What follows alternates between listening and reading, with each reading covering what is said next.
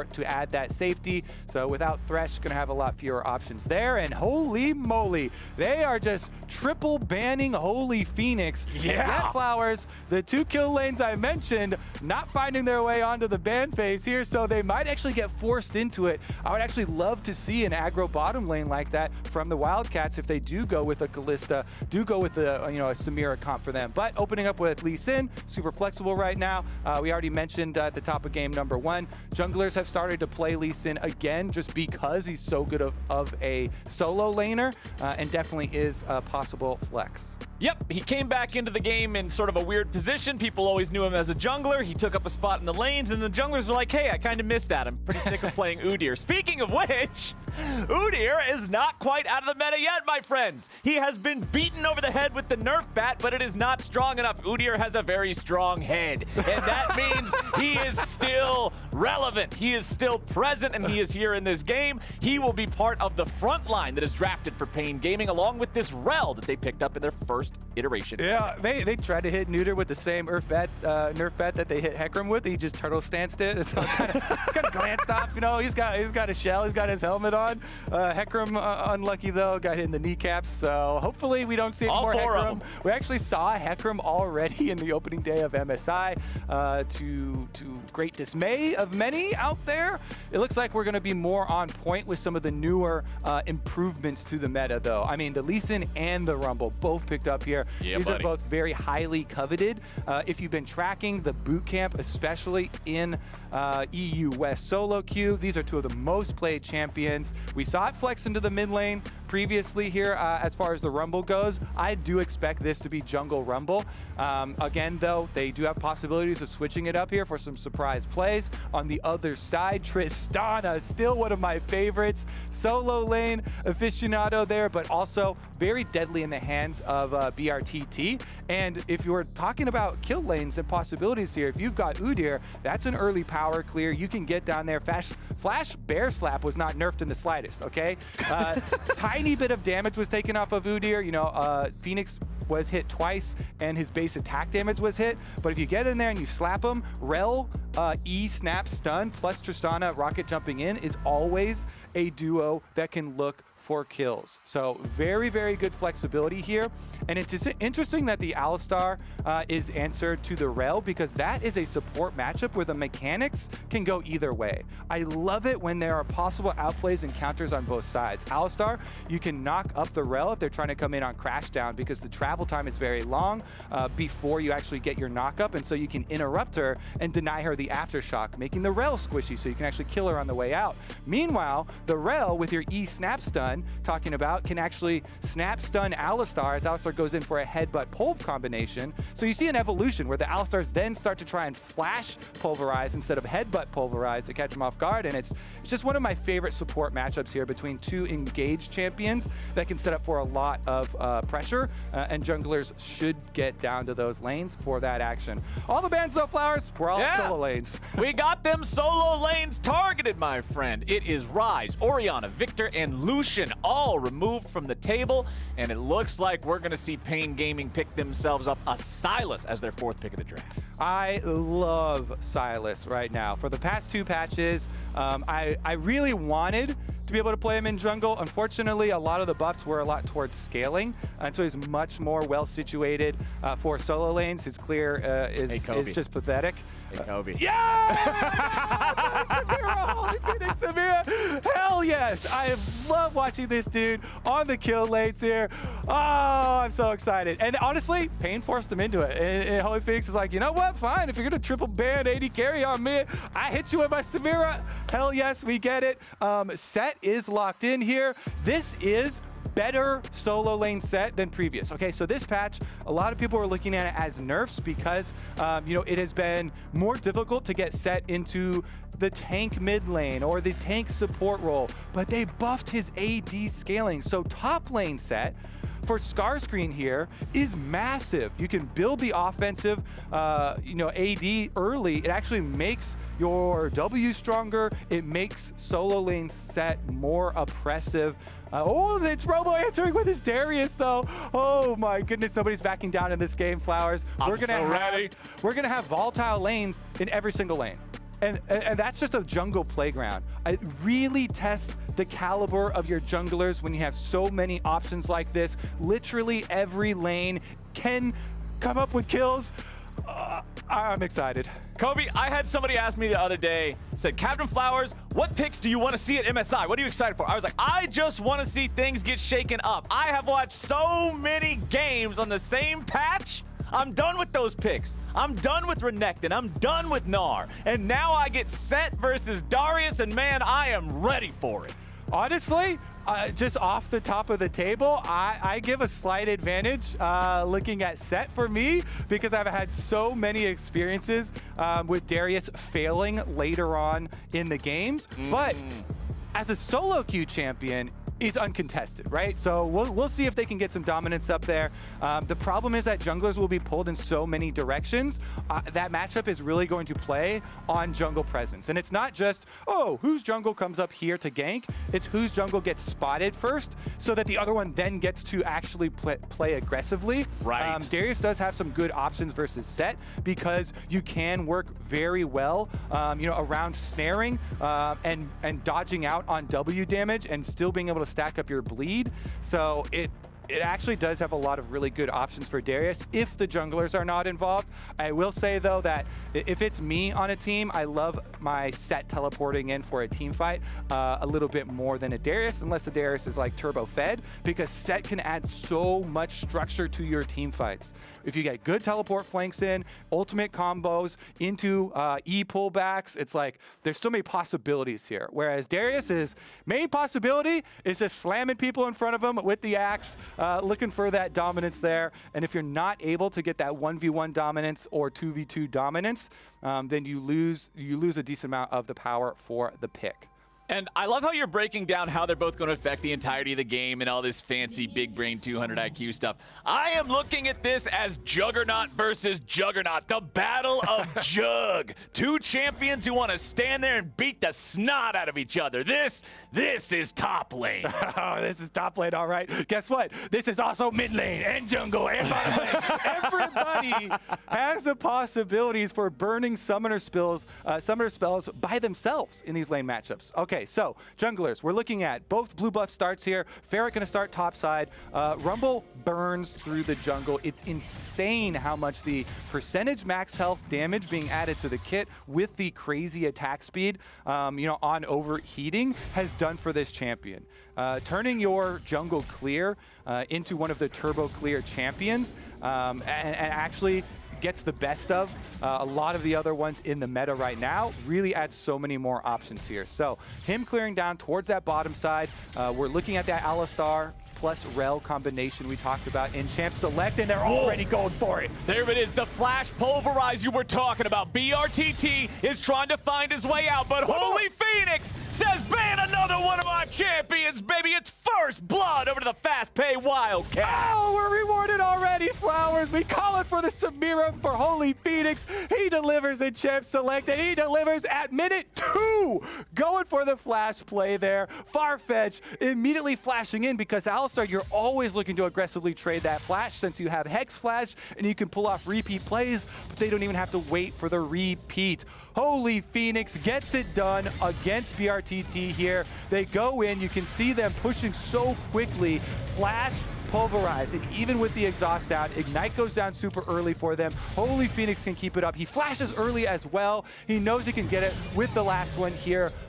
Oh, we did not waste any time. It's already delivered. No, we did not. Let's get right back out to seeing where the junglers were in their pathways. Rumble, it looks like Krugs. Still, yeah. They're at Krugs. All the excitement going on, and we get the full clears. Okay, deep We breath are now. at Krugs, my friends. Oh, man. Back up here on the top side, these two are doing exactly what I expected them to do, just punching each other over and over again. But that bottom lane, man, I want to go back to that because remember, this bottom lane joined up with this roster here in 2021. The roster had a pretty good showing in 2020, but didn't get the win. These two were the secret sauce to make it work. And now up in the top side, they're going for dive, but holy cow, Starscream! That's what I'm talking about! 1v2 double kill! The Jug is here! Hot damn, man! We gotta keep it going, too. Mid lane is primed for a dive, my brother. All right, Lee Sin, they've got one more wave coming, though. It is a cannon minion wave. They're looking at having a Hex flash over the top of Raptor Pit. They call it off because they don't know where Udyr is. You get hyped up in some of these games, your blood gets boiling, shoutcasters are rambling on, just yelling about all the action, and you can throw stuff away, okay? So they don't go for the over-aggressive dive because of the reset timers here. They lost track of the enemy jungler. I like this calm addition here from the Wildcats. They don't want to throw away this lead. They've already got a ginormous lead off of the back of a massive outplay here from Starscream. Perfect flash into stun. Man, this was awesome. Actually just sick here from him. So Udyr stun first, he uses the W to wait for better positioning, flashes in to get the pullback stun on both, and then he triumph heals off of the first kill onto Udyr with the tower shots. He gets both flashes out of them.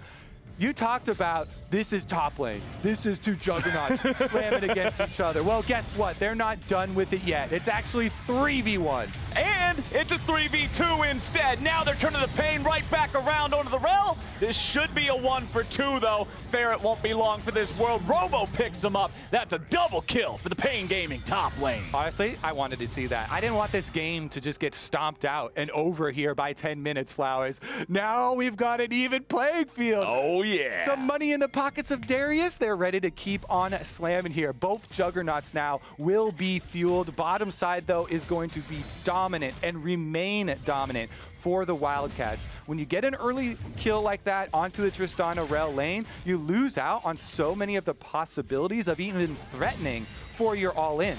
This Samira Alistar lane just holds all of the cards now. Starscream here was getting very, very aggressive with the early lead that he had. Didn't have any escapes for himself, but with Rumble coming up, they at least get one counter kill onto the Rel, and it does also go over to Starscream. Actually further funded his bounty. So the shutdown was bigger when Robo's able to pick that up. So Robo doesn't feel too bad about it. On the Darius, it actually does fund his early armor upgrades for the extra move speed that we were talking about for trying to dodge out on sets W there for early plated steel caps. It does not help you with Rumble ganks, though, so Ferret might want to throw more attention up there, as Starscream has really proven himself worthy of attention from this team. Yeah. Really big individual plays. Oh, talking about individual plays, Farfetch is just deciding it's time to kill BRTT again. Holy Phoenix goes in, and now they're going to go after the support, too. Why not? Picked up one. Why not make it a double?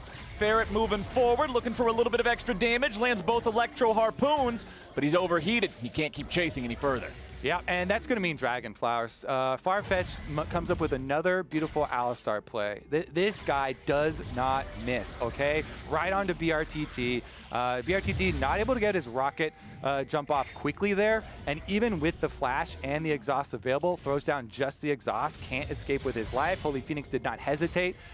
Every good setup from Alistar followed up by him, and they're going to go for even more here. Honestly, I just want them to push them off the wave. But they're actually going to snit. Oh, I think they're just going all the way in, my friend. First kill secured. That's a trade, though, as support for support dies. BRTT tries to get away, but it's a double kill back to Holy Phoenix. He is just going all the way to the moon today, Kobe. Yes, he is. Holy Phoenix is going to bring down that fiery wrath. Conqueror stacked up on the Samira, flashing forward. Guess what? Another double minion wave denied to BRTT. Robo does teleport down. He's not able to clean up anybody afterwards, though. He does get the minion wave. Starscream's got top lane here in an easy freeze. All you need to freeze a full freeze at your tower is 4 ranged minions. You need just the DPS there for 4 of them. He's got way, way more than that, so he can deny plenty of minions up on the top side. And with the extra vision control, you see support recall timers means that Alistar is up here. They can really threaten that Darius, maybe get a flash out. Looks like we've got a move over from Rel, though.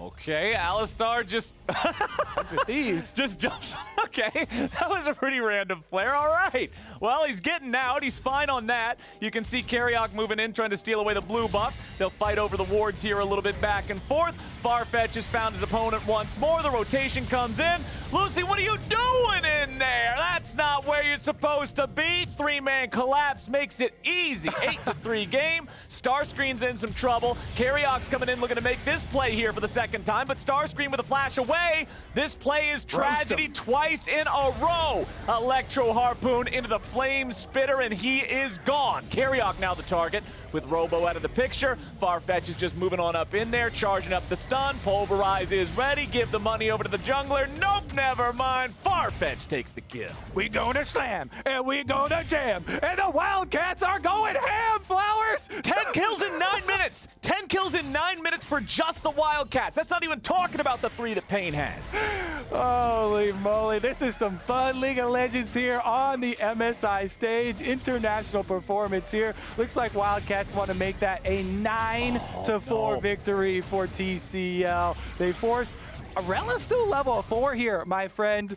He's been roaming a lot and does not have the health bar to sustain many of these fights. You see Samira and Lee Sin are heading up. This is about to be 5 Wildcats, and Pain Gaming might be on the receiving end of some pain here pretty quickly. Recall from Starscreen, though, since he has no ultimate or flash, they decide to give it up. Pain finally able to get something for themselves. Rumble Ultimate cannot steal it.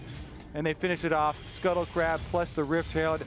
A brief kind of prize here for Pain. They can breathe safely for a few minutes.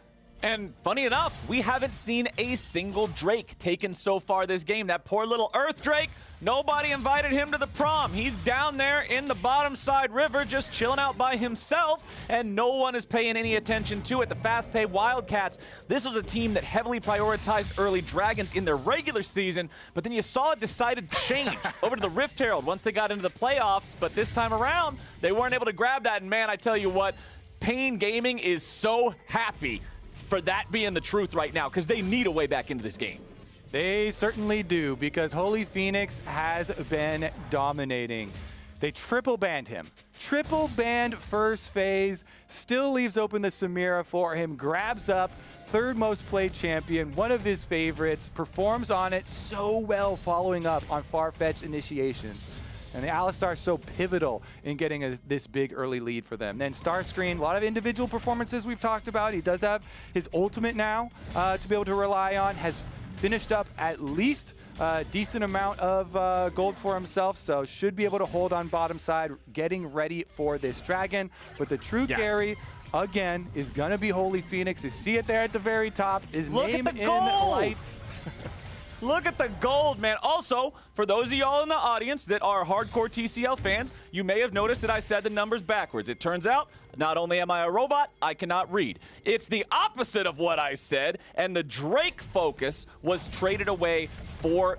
It was the Herald focus traded away for the Drakes. That's what you want to see the Wildcats focusing on here, is the Herald is summoned up in the bottom lane. They'll grab 2 plates off of it, but it's not going to be anything like what we saw last time around in the previous game, Kobe, where that first Rift Herald just takes down the entirety of the first turret. So Starscreen does have teleport. It's actually an interesting opening here because they have him on bottom side. He can teleport up to top side knowing that Robo does not have teleport. But because they've actually committed 5, yeah, he loses out on the melee minion. So he does teleport topside. It's a little bit later than I was hoping for because they had all the tools here with teleport advantage to be able to get Dragon easily and not give up anything on topside. Starscreen kind of has cornered him in the alcove, and yet this is the sneakiest Darius you've ever seen. He waits, he bides his time, waiting for his Tristana to get close off the reset, but Starscreen turns it around with the ultimate.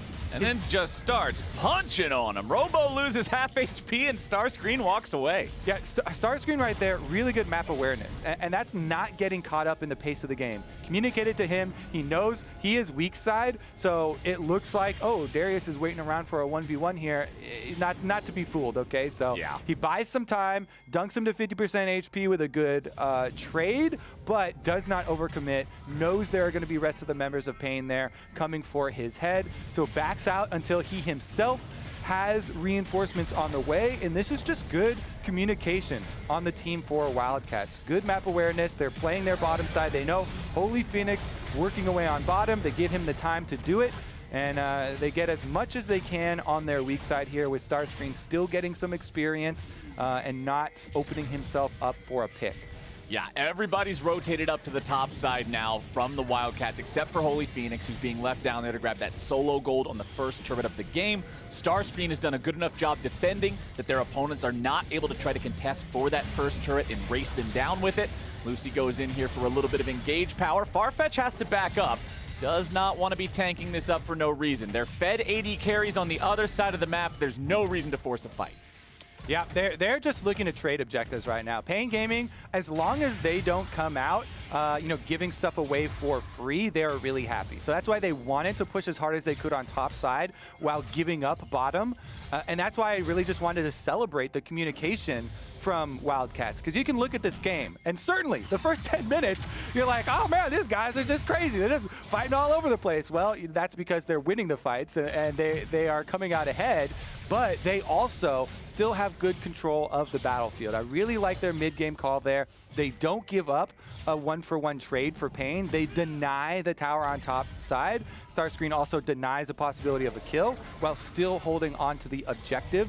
Although tenuously, these towers are very low and can be toppled over from a hard push, but they keep off Pain slightly on tempo until you actually get these towers down. You don't have those big influx of gold to be able to fund your mythic items and actually fight these mid-game fights. So it goes a long way for Wildcats, not only winning these early skirmishes and a lot of these early duels in their favor, but also making sure that Pain don't immediately get right back into it with some global gold and some objectives. Now, if you're Pain, one bit of a saving grace you have here, the silver lining on the dark cloud of this early game, is the fact that the fast-pay Wildcats, despite the fact that they have these really impressive numbers around their PvP in the early game, is Robo's just baiting him in here a little bit. Hold on, let's see if they can turn this one around well enough. Starscreen standing there and fighting. Starscreen, is he going to do this again? Kobe, is he going to do this again? He flashes over the wall. Follow up for the flash. Okay, Carryog's got him. It's a 1-for-1. But Starscreen just keeps styling in these 1v2s. Yeah, honestly, he flashed away there. He was going to try and buy a bunch of time, and he gets the flash out of Udyr. There's no way he ever wins the follow-up one since he's got 5 stack bleed on him, and Udyr's full health should be able to finish him off. Like, man, Starscreen, he has been soaking up so much pressure while still coming out ahead, affording all these objectives to his team, because when 2 people go at him, he trades 1-for-1, still gets a kill, burns flashes actually more than evenly, because he got both of the flashes out of Udyr and Darius in the 2v1 there for himself, and his team comes out way ahead since objectives pushed on the other side of the map. BRTT forced to flash out away too, just from the rotation down, and Wildcats, they just keep on swinging. For anyone out there who might wonder, well, why did he flash if he had rocket jump? If he would have taken the time to cast the rocket jump, he would have been headbutt pulverized out of the animation and immediately killed. Flash was the only way to not be dead at the end of that one. Starscreen now pushing up the wave here in bottom side. Canones goes in, steals away the set ulti, locks him down here with the Everfrost. Facebreaker to slam them both together. There comes that showstopper right on back out. And what did you say, Kobe? Absorbing that pressure. He is a sponge down here in the side lane, just daring them to come after him again. It's actually so funny because that is the lore behind Set. You know, he is the boss. He is this pit fighter. He is down for any and all challengers, and that's true to Starscreen here. He's like, bring it, come again. Who wants some next time? This 2v2, that 2v2. Let's go, son. Dunks him back into the tower, makes his opponents have to spend so many resources, and it makes you question, why are they using resources to go after this, man, okay? You're losing so much by throwing everything at Starscreen, and honestly, he's just laughing at you. Well, he is laughing all the way to the bank. 4-2-1, feeling great about the current state of the game. Tied for the most kills here as Robo goes in for a kill onto Saren. Gets yeeted right back over the wall, so that fight's not going anywhere else. But I'm going to go back to what I was talking about before the last 1v2 happened, and that's the fact that despite the fact that the Wildcats have such good early stats, specifically around their PvP, their kills, their assists, all of that stuff, this is a team that's average game time is actually pretty slow, because once it gets to this mid-game point, into the late game point, they're not very good at using Baron to close the game. This is a team that can struggle, that can stall out a little bit sometimes, even when they get the leads, and that's what I want to see Pain Gaming look at. Look for those opportunities to come back into the game, to maybe stall things out a little bit longer, if the Wildcats don't just come for your throat and know the way to get this one done quick. And if we're looking at individuals to make that happen, for me, it's Tinones.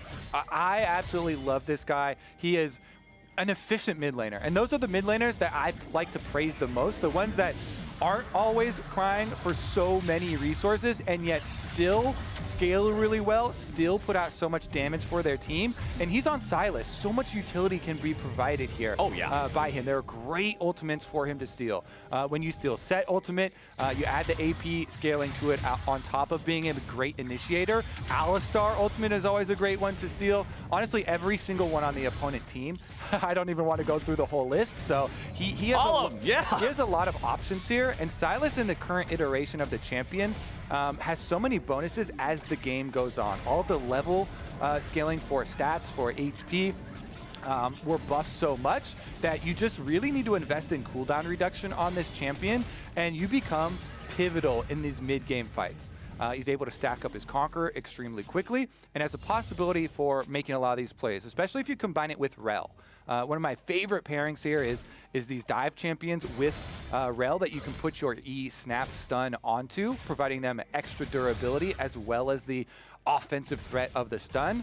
So these are the possibilities of Pain. And like we said, Pain did not stomp CB LoL. They had to, they work through a lot of comebacks. In the regular season, they were fit. They had to come back from so many games. And the games that they won also weren't always big stomps here, quite rarely actually. So they are no strangers to having to come back from deficits like this. You know, BRTT is biding his time. Yes, he's been kind of squashed on early by Holy Phoenix, and he's significantly behind here, as Holy Phoenix already with the Lord Doms on top of his shield bow. So this Samira is going to be a terror cutting through all these melee champions.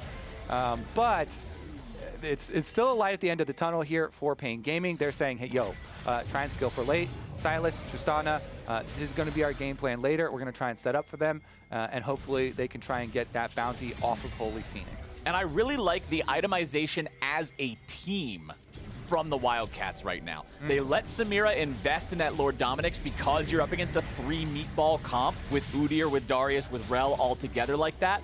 And then they still get the Grievous Wounds on both Lee Sin and Rumble, making sure that against targets like a Sylas and like a Darius that gets so much powerful healing in a fight, they will always have that Grievous Wounds applied. Really like what I'm seeing out of these guys' items choices.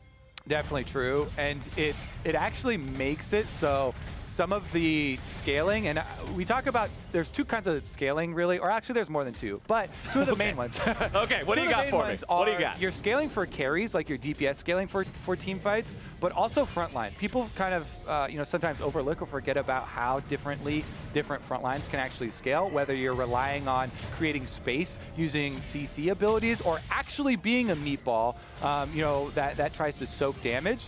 And if you are facing, early Lord Doms like that and champions like Rumble that are going to burn you down, that have percentage max HP, the front line of Pain is actually going to have a very hard time ever getting durable versus this Wildcats combination.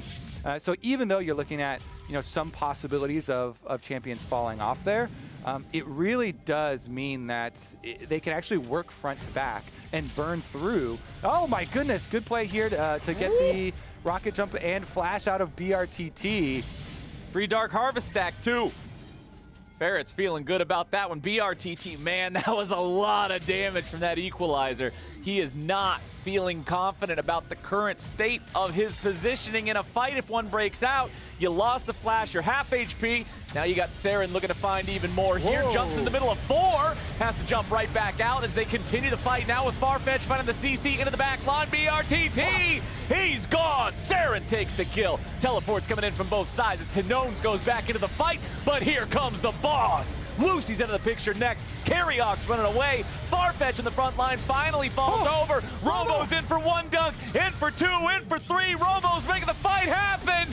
Holy cow, the Darius gets it done, but Starscreen is still a force of nature. Tino's coming right back into the fight. Starscreen running away. This could be the ace if they secure the kill. Tinones has the lockdown. A little bit more damage going through the haymaker. Playmaker ain't quite gonna do it yet. Ace for Pain Gaming! Oh, these are always heart stoppers at the end of the team fight. Silas with the last second on the King Slayer. Big heal comes through. Conqueror's up for him, and you get that burst of healing. What a slugfest, Flowers. Pain did it, though. That Robo team fight, the hero. That team fight we're looking for. And they started off by bursting down Holy Phoenix. Like we were saying, burst him down. You get that bounty off of his head. The Samira was very aggressive jumping in here for Wildcats without everybody being able to set up for him. And they actually take Samira out so quickly in the team fight that then when the teleports come in, they allow Darius gets the reset, stacks up fully on the passive there, and Robo does so much work. Now they're early on the Dragon. They're messing Rumble in the pit. He's toast. Okay, Farfetch is trying to tank it up as long as he can, but he should be out of there. Down to 100 HP. There we go. Robo picking that one up. You got the Drake secured. They'll stop the Soul Stack as well. Pain Gaming fans, this is your team coming back in here 25 minutes into the game, and they surge to life. No strangers to comebacks, Flowers, and Pain do it in the team fight. Following up with Dragon, they cut off the Wildcats, Dragon stacking, and just like you're talking about, in the later stages, Wildcats starting to let some of the objectives fall through the cracks. They get over-aggressive in their team fight. Here is another look at how it starts out.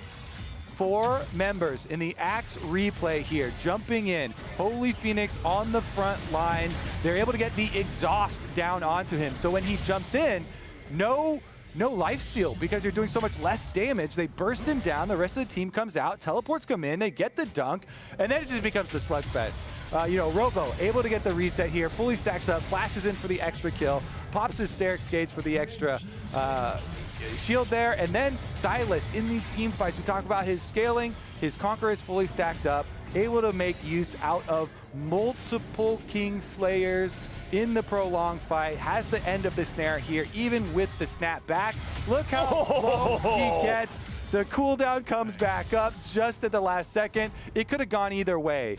Honestly, if Starscreen gets that kill there, he triumph heals, he finishes off, and Wildcats are the victors. But those slim margins are what make the difference on the world stage here when all of the pressure is on, the entire world is watching. These tiny margins making the difference in the team fights, turn the swing of the entire game, and the momentum now right back towards the other side. Pain, you saw them immediately rush out to the Dragon, regaining control of Summoner's Rift here. Now they're establishing vision up around the Baron, despite still being down in gold and still having the possibility of very big Wildcats team fights where, they don't get the exhaust down early onto Holy Phoenix. He doesn't just get bursted out quickly in the team fight.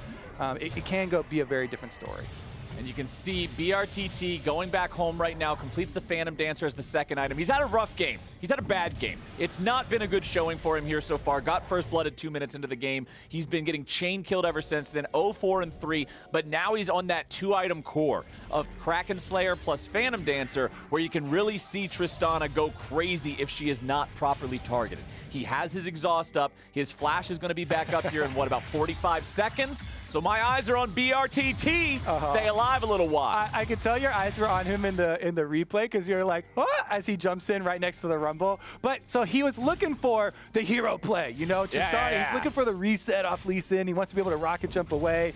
But you got to be so careful in jumping into this very short range melee heavy team of Wildcats, because if you jump in looking for the reset off of one person, you really need to be able to instantly get that reset to jump out of the way of the rest of these melee threats. And in that play, he jumps in to try and get a reset off of Lee Sin, and yet Rumble's right there. Ferret just turns around and Flame Spitter right in the face. So here we go, teleport on the Baron. It started up, and we're gonna have another slugfest. It's team fight time! All right, they're backing away. They realize that their opponents can respond in time. Pain Gaming does not want to just throw themselves into the maw of death like that. Wildcats are there in time to shut them down. Farfetch can move up, try to clear out some of the vision here. Robo's a little bit out all on his lonesome. Stridebreaker finds him there. Starscreen continuing to chase, but Robo with a dead man's plate continues finding distance. Flashing out, Farfetch goes in, but now Farfetch got to be careful. We'll see Tin Owens grab that Alistar ulti. That means he's ready to scrap. He's ready to go. He wants to go in and tank. Starscreen at half HP. Farfetch the target. Starscreen's going to get dunked if he ain't careful. It is a 5-man dog pile plus a dunk for dessert. 2 free kills over to Pain Gaming. The Wildcats use their Rumble ultimate just for the slow on one person to try and get the pick. One person who has Flash Flowers. The Rumble ultimate, one of the biggest team fight DPS threats, one of the biggest zoning threats in this squad, gets almost no value. They use it to try and slow down Robo to try and get the pick, but they know they just saw all 5 members on Baron. Pain are so much more well-disciplined in these late game team fights. They hold everything. They wait for the kite. Robo flashes away from the Rumble ultimate and yet pulls in the Wildcats. They snare them down, and without the Rumble ultimate, they slowly chip away at the front line of the Wildcats, earning this health lead in the team fight and just decimate them, even with this gold deficit. Now, for the first time in a long time, Pain are actually ahead in gold, wearing the Baron buff, and it's up to the Wildcats actually to make a big play. Well, the Wildcats are dropping the equalizer, trying to make some sort of a move here. Lucy uses the ulti, but that's not going to find a lot of success. Saren gets back away, and from the looks of it, it's going to be a Wildcats Dragon. I don't think anybody from Pain is coming down to contest this one, not after having already used the Rel ultimate. They still have the Tristana ulti not off a cooldown just yet. Darius ulti also ticking down for a couple more seconds. However, up there in the top lane, it's the inhibitor under pressure. Tinones is just absolutely destroying it. Back here in mid, the Wildcats are trying to defend the tier 1. Your base is being torn apart, Wildcats. Somebody's got to go answer the door. He's not going to knock much longer. He'll take the inhibitor, and now he'll try to get away. Does Tinones have an escape route? Yes, they won't be able to stop him, and Pain Gaming trade away a Drake for an inhibitor. Ferret now taking some damage as Pain continue to push. They'll apply pressure to the tier 2 in mid. They'll take that one easy breezy. 1, 2, 3-zy. And in case y'all are wondering, in case you needed a little bit more faith sauce, I mentioned earlier how this team finished 5th in their regular season. Well, how in the hell did they get to MSI then? And I'll tell you, it was 3 different series that they won 3-2, 3-2, and 3-1. This is a team that is born in these scrappy type of fights. They know how to grit their teeth and fight it all the way to the end, and you are seeing it right here on the MSI stage. All those games of experience in playoffs paying off, Flowers. Again, the late game composure is what means the difference here in these team fights. Actually focusing on the closest threat to them, actually kiting backwards correctly here, doing so many wonders for this team. And look at Tin Owens. Was talking about this Silas, him being pivotal in it. He's really taken that mantle and run with it. He's got the Cosmic Drive for that cooldown reduction we want. It's so much. The Kingslayers just come through the entire time. He stacks up his Conquerors so quickly, and it's just insanely hard to take him down in one of these team fights. He creates so much space. Guess what? Well, he's up to level 18 already. Fully maxed out here for Tinones, pushing on the bottom side with the Baron buff. They should be able to get some alone time with this tower. BRTT happy to blow half of that tower off the face of the earth and finish it quickly. Okay, they've got the stolen Alistar ulti yet again. I love the fact that Tinones is always prioritizing this. He knows that as long as he can jump into the middle of the fight and just start causing chaos, that's more valuable than dropping an equalizer or throwing out a big dragon kick or something. He just needs to stay alive. And man, he's ready and set to do it, but a TP's coming in on the flank. Pain Gaming trying to back up. Starscreen's looking for the move. Nice disengage there. They're not going to let him do it. Starscreen now forced back to the rest of the team as Farfetch tries to go in with the equalizer brought down. Robo's your target here at the very start. Going to have to use the Sterix, keeping himself alive with a dunk with a killing spree. Farfetch the first one to die. BRTT going to be chased down. Killing a Robo now. Everybody's falling over, and it is Rumble burning them all away, but back in the base base. The Nexus turrets are crumbling. Tanones and BRTT still alive. They'll take down the remaining inhibitor. And now the Wildcats, despite winning a team fight 2 for 3, are stuck in their base. And Tanones even gets the third inhibitor. With 3 inhibitors down, it's multiplicative bonuses here because now every lane spawns 2 of these super minions. They crush through yours with the extra aura of defense being applied as well. It's just all homework now for the Wildcats. They have so much to yeah, exactly. I hate homework. Now we gotta deal with all these super minions flooding down. There's a dragon coming up in a minute and 30 that we have to deal with. It gets so difficult, and Pain now setting themselves up for this success. Brazil looking like this is going to be an emphatic statement to start the tournament. Such a better Rumble Ultimate this time, though. You see how it splits the team fight, and Pain actually run over it in order to engage.